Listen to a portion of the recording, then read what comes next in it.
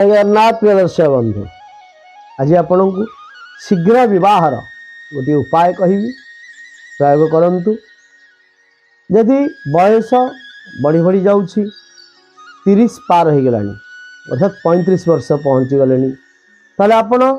ये निश्चय भाव में ग्रहर उपाय कहीं प्रत्येक वर्ष अनुसार आपणकर ग्रहंर प्रभाव मध्य थाए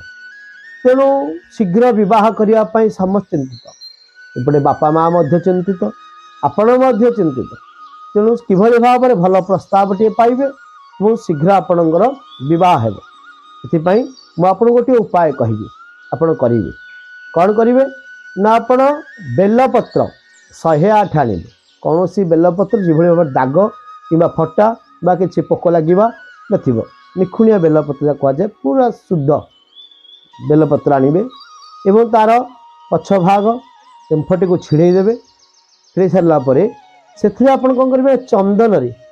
केवल राम रामंकर नाम 108 बेलपत्र लिखिए एवं लिखि सारा आपन कौन करेंगे ना शिव मंदिर जीवे शिव मंदिर आपन एटाकू केवल गुरुवार दिन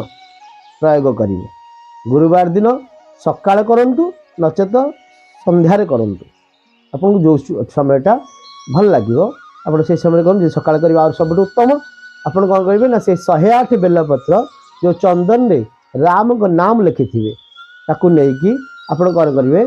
शिव मंदिर जीवे ओम नमः शिवाय यही मंत्र कही आप बेलपत्र चढ़ेबे ये प्रयोग आप गुरुवार दिन करूँ देखिए निहाती भाव में 3 गुरुवार आप कर सारापर आपणकर विवाह प्रस्ताव पर शीघ्र शीघ्र उपाय आसी पहुँचो प्रस्ताव आपण पर आसी पहुँचो करंतु। जय जगन्नाथ।